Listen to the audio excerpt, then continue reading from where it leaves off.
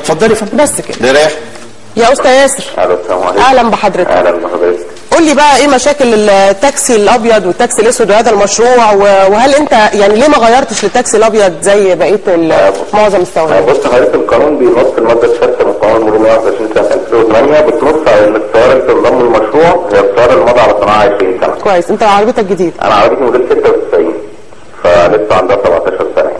كويس. المشروع ده حضرتك محل خلاف، يعني بقاله سنتين الناس كلها مختلفه على المشروع. احنا بنتظاهر بقالنا حوالي سنه ونص من يوم 12/1/2012 بنطالب باستئناف المشروع. كل الناس بتقول الله بتطالبوا باستئناف مشروع، الناس بتهاجم. يعني عندك دلوقتي استاذ صلاح بيهاجم المشروع، انت شايف المشروع كويس؟ بص حضرتك، احنا عملنا رابطه لملاك التاكسي الابيض والاسود، وبدانا نتظاهر من يوم 12/1 بنطالب باستئناف المشروع. حضرتك انا هسال حضرتك سؤال كانسانه محايده. حضرتك لو تركبي تاكسي هتركبي تاكسي ايه؟ ابيض. طيب اذا احنا التاكسي القديم الابيض والاسود الموجودين احنا كنا 80,000 عربيه. 40,700 تحولوا للتاكسي الابيض و40,300 لازالوا ابيض واسود.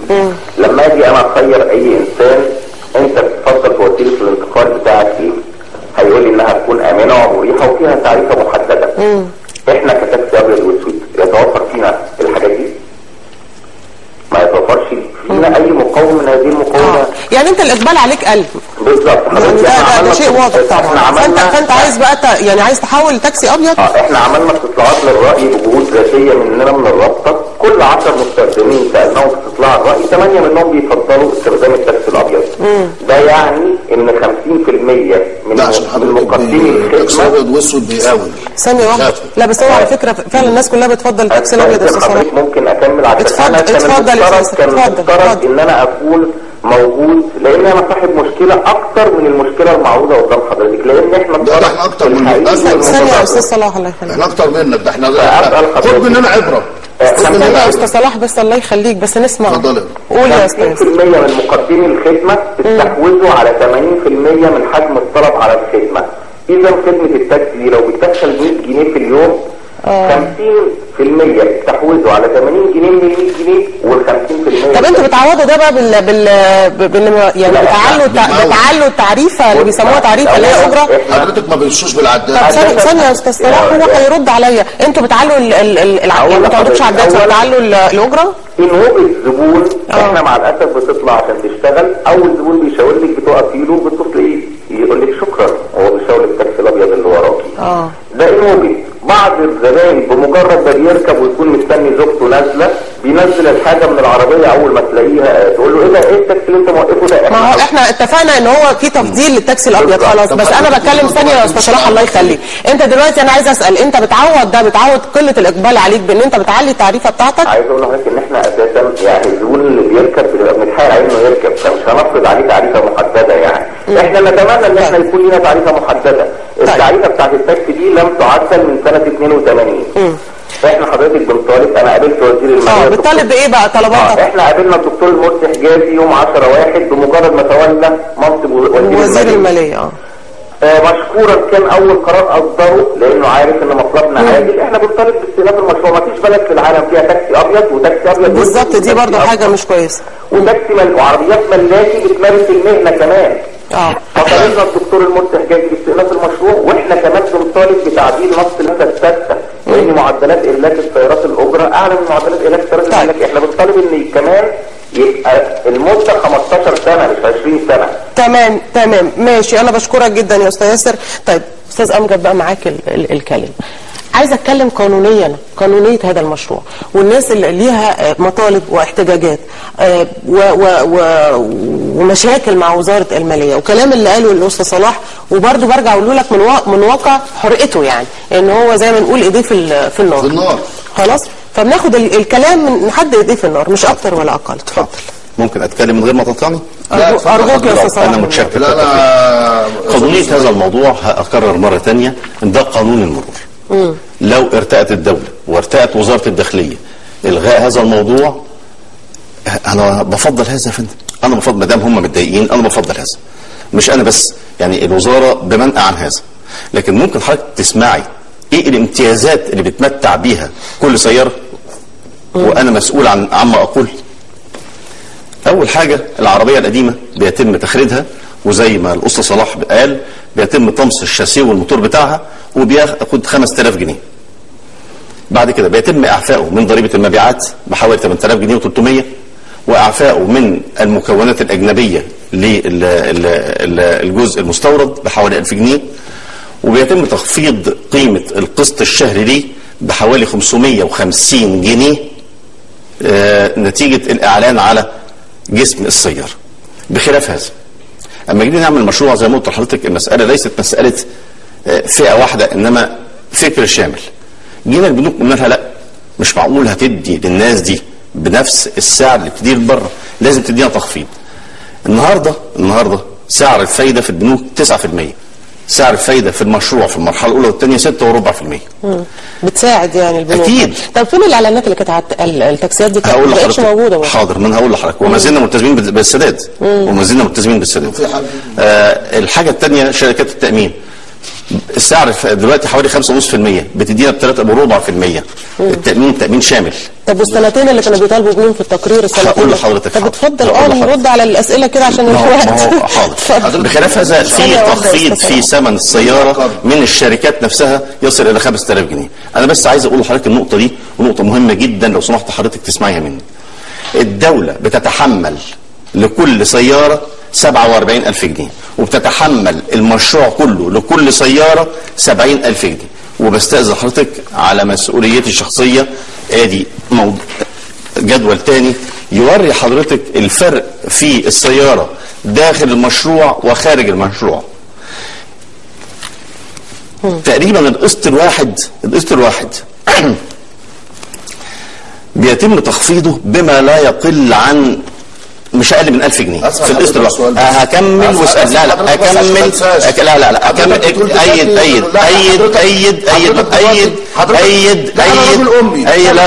لا معلش، ما دام انت امي ما تسمع. الدوله ادتني 47,000 جنيه يا استاذ صلاح. حضرتك ال 47,000 دول بتغير. صلاح طب ممكن بس قوي ال 47,000 يا عم صلاح. هيرد عليك بس عشان انا فاضل لي 3 دقايق على الفقره. تعد معايا يا عم صلاح. هو استاذ امجد هيخلص كلامه وحضرتك ترد. تعد معايا يا عم صلاح. عشان كده هو يقول كل اللي عنده. اجمع كده على ايدك. 5000 جنيه انت خدتها لما استخدمت عربي. حاضر العربيه اهدى. عربيته ام 50,000 جنيه، خدتها ب 5000 وبعتها ب 800 جنيه. طب اهدى لو سمحت. بعتها اداره المال العام. اهدى بتاع البلد 41,000 عربيه اتباعت ب 800 جنيه العربيه. طب عم صلاح الله يخليك ممكن نسمع بس يا استاذ امجد؟ ماشي خلاص وانت رد بقى في الاخر. ماشي اتفضل يا استاذ امجد. طب انا متشكر. 5000 جنيه 8000 جنيه و300 8300 قيمه الضريبه على المبيعات. سليم. 1000 جنيه الجمارك على الجزء اللي تم استيراده. 550 جنيه قسط شهري في مده 60 قسط ب 33,000 جنيه. لو جمعت دول يا عم صلاح هتلاقيهم 47,300 جنيه. بخلاف تخفيض من البنك، بتخفيض من شركه التامين، تخفيض من شركه السيارات. العربيه ممكن اقول نوع العربيه عشان اكون كمان دقيق، مش ممكن. حاضر. عربيه من العربيات اللي في المشروع، خلال بعد 5 سنوات بالقسط بتكلف 118,000 جنيه. تتحمل الدولة والمشروع 70,140، ويتحمل السائق خلال ال5 سنوات 48,180. اخر كلمه هقولها واسكت بعد كده. اخر كلمه هقولها تعقيبك عشان اختم الحلقه. الله يخليك اتفضل. القسط الشهري لهذه السياره خارج المشروع 1972. القسط الشهري داخل المشروع 803 جنيه. الخفض في القسط الشهري 1169 جنيه شهريا.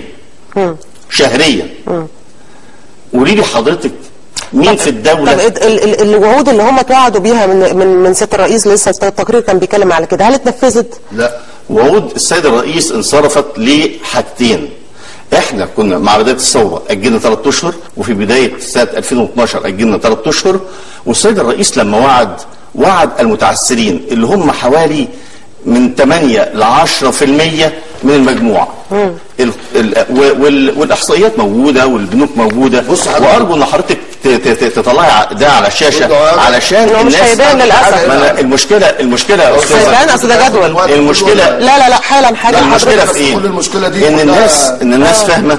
المشكله ان الصوت العالي لا. هل حد في الدوله اخذ قبل كده دعم 70,000 جنيه؟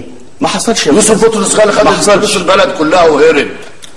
طيب جاي على الغلابه والمساكين. خلاص انا شايفه احب ان انا اتكلم في موضوعيه ولا احب ان اتكلم. لا حضرتك خلصت. ثانيه واحده يا عم صلاح، انت خلاص كده يا استاذ امجد، انت وضحت وجهه نظر وزاره الماليه، وبالنسبه للوعود هي للمتعثرين فقط. بالنسبه للاخ اللي اتصل، انا بطلب من حضرتك وبطلب من عم صلاح زي ما هو قال من شويه، يا ريت تنصحوهم ما يدخلوش المشروع. لا اول امبارح يا عم صلاح والناس عشان عم صلاح بعد اذنك معلش انا جاي لك حالا بقى، بس يعني جمله اخيره من الاستاذ. اول امبارح كان في مظاهره عند وزاره الماليه للتاكسي الابيض والاسود. يا جماعه انتوا عايزين ايه؟ يا جماعه اتعظوا من اللي قبليكم. لا احنا عايزين، والمشروع كويس وهندخل فيه وبدون ميزه الاعلان. يعني 550 اللي بنخفضها لان مفيش ميزه اعلان. دي بتتحمل على الخزانه العامه يا استاذ.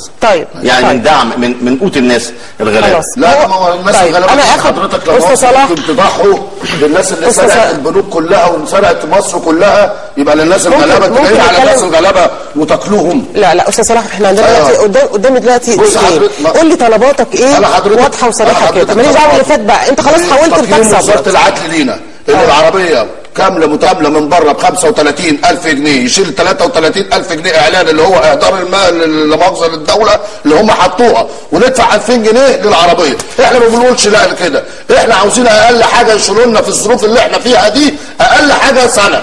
احنا بنتكلم على ايه؟ اقل حاجه جدولة الاقساط. لا انا ما بجدولش، اقل حاجه حضرتك سنه العربيه ب 35,000 جنيه من بره. عايز الاقساط بتاعتك تبقى يعني بعد يشيل لك سنه ولا بعد سنه تدفع؟ لا يشيل لي سنه. يشيل لك سنه. لا ده حقي. حق في العربيات اللي هي المعيوبه، وحق العربيات اللي هي الخربانه والغيرت المواتير وكل ده، وحق اللي هي العربيه ثمنها 4,800 دولار. استاذ امجد منير دلوقتي بيقول لك الدوله اتحملت 47,000 جنيه، الدوله مش عارف ايه. طب انت ما كنت جبتها من الجمارك كامله متكمله بدل طب ما ممكن نعمل حل كويس. العربيه اللي يتم الكشف عليها وتبان ان هي فيها مشاكل فعلا فنيه او في الصناعه، يبقى ممكن ساعتها الدوله تساعد السائق بتاعها مثلا يعني لا اتفضل يا استاذ امجد بس سريع. هيئه الرقابه الصناعيه مش ممكن تدي مصنع بينتج آلاف السيارات لايسنس ترخيص بالانتاج. انا بقول بعد الكشف عليها لو ظهر ان في عيب قوي يا فندم، بل بالعكس ده في كمان لجنه مشكله من وزاره الصناعه وراحوا ولقيوا في بعض العربيات فيها عيوب وتم اصلاحها على حساب. لا ما فيش الكلام ده. بس ما فيش الكلام ده حضرتك. المفارقات حضرتك انا عايز اسال سؤال بس عشان هو عشان بس الوقت خلص. لا ما فيش الكلام ده. في حاجه هنا بقى خطيره. الكلام اللي بيقوله الاستاذ امجد منير ده كله مره من الساده المشاهدين عشان يبين سواق التاكسي الابيض اللي هو راجل كل حق البلد وكل حق الدوله. محدش على قد احنا انت ليك طلبات واحنا بنسمع. احنا لينا دلوقتي طلبات اللي هي تتشال سنه، مش تاجيل سنه. ده تعويض للراجل اللي اتخرب بيته وطلق وعيالهم لمصر اتشردوا بسبب العربيه اللي ما بتشتغلش 10 ايام في الشهر. 10 ايام. طيب. الضرايب والمخالفات اللي جايه علينا جزافي. استاذ امجد منير ده لو كان يعني انت طلباتكم انه يتشال سنه من يتشال سنه. استاذ امجد منير في حاجه خطيره. قول يا عم صلاح. دلوقتي في عندنا هلاك وسرقه من اللي هم لا مؤاخذه الناس زمايلنا اللي بيتذبحوا اللي بيتقتلوا لغايه دلوقتي. حضرتك الاستاذ امجد منير خرب بيوت ناس كتيره قفلها لغايه 30 سنه. لا احنا خلينا بس يعني انا مش عايزين اتهامات على الهواء. الله يكرمك اهو حضرتك. بصي حضرتك ممتاز السعيد الاستاذ ممتاز السعيد. طب انا مش هفتح ملف دلوقتي. انت عندك انا بسال طلباتك كرئيس رابطه سائق التاكسي. قلت لي اشيل لي سنه من وبحث العربيات من كليه هندسه. بحث العربيات والتامين. وكل حاجه حضرتك. لا والمخالفات والضرايب وحضرتك الهلاك والسرقه يتفتح بمثل المشروع بالاعلان. ليه؟ الحسنه اللي عملها يوسف بطرس غالي دي قال لك في حاله السرقه والهلاك والحريق ان احنا ناخد عربيه بمثل الاعلان. طيب خلاص يا عم صلاح، انا بشكركم جدا استاذ امجد. يعني احنا بنتمنى من خلال البرنامج ده انه يحصل، واضح ان التواصل مش موجود قوي ما بين يعني وزاره الماليه معلش يا ابو، معلش بعد احترامي لك انا راجل بقول لك لا انت على راسي. حضرتك الاستاذ امجد منير في احد القنوات وبيتكلم وبيقول لصاحب العربيه اللي بيتذبح اللي لسه زميلنا ميت في مدينه نصر متولع بيه، اللي هم بيسرقوا العربيات وبيخبوها. ادي حضرتك احنا صاحبات العربيات اليتامى لقوا عربياتهم بعد ما استلموا عربيات جديده وبلغوا شركه التامين، واحنا بنشكر الدكتور فكري بتاع مصر للتامين. كل البنوك واقفه جنب مننا بس بالخراب الا شركه التامين. انا بقول بلاش فيها. وزاره الماليه اللي هي الام دبحانه. طيب استاذ، طيب ممكن بقى يا استاذ صلاح لحظه واحده يا استاذ امجد، هل في فرصه او امل للغه حوار ما بينكم وزاره الماليه وما بين رابطه السواقين، ولا واضح ان الموضوع يعني انا شايفه، انا شفت النهارده حقيقه واضح ان الموضوع في سد. بس مش اخر جمله عشان بس الوقت خلص. الله يخليك يا استاذ صلاح، هل في فرصه يعني زي ما بيقولوا بادره نور كده؟ اي حد بيشرفنا ما بنتعبش يا الله بنعمل له جواب وبنوصي البنك عليه عشان اعاده الجدول. ده احنا مش عايزين اعاده الجدول يا حضرتك. البنوك في البلد، البنوك ما هو يعني انت فاتح مكتبك قدام على الناس وعلى الهوا، لو حصل غير كده حضرتك احنا بنروح وزاره الماليه ونستنى في استعلامات ومشاهد الناس. احنا بنشاهد المشاهدين من خلال برنامجنا. انا من عند حضرتك وانا بعمل امجد بيه منير عشان نفتح لي. ما هو انت عارف مكاننا وهتكلمنا حضرتك. لا هيفتح له الباب صح يا استاذ امجد، هتفتح له الباب وهيدخل وهيتكلم معاه. انا بس يا استاذ بس معلش اصل الوقت خلص. الله يخليك. لا ما فيش صوت عالي. انا بسالك هتفتح له الباب يا استاذ؟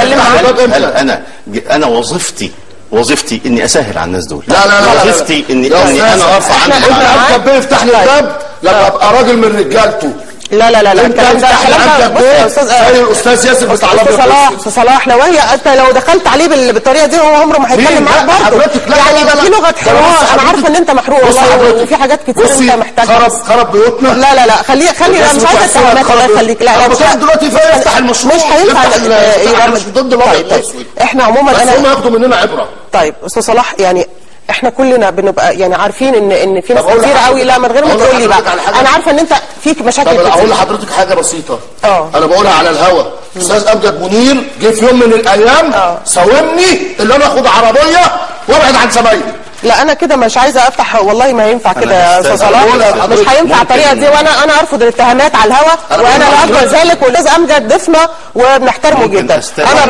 انا بشكر استاذ امجد منير وكيل وزاره الماليه ورئيس مجلس اداره مشروع التاكسي الابيض، والاستاذ صلاح صديق على هذا اللقاء. وبنتمنى ان يكون يعني واضح ان في مشاكل كتير. ولسه بقول للاستاذ امجد انه ان شاء الله يا رب يبقى البرنامج بدايه يعني لاي، وهنحاول نقعد معاهم بعد البرنامج ويبقى فيه، لان الاتهامات طبعا ما ينفعش تكون موجوده ابدا في بطهاره وزاره الماليه. عموما بشكركم مشاهدينا وبنتمنى ان شاء الله سريعا. اتفضل سريعا.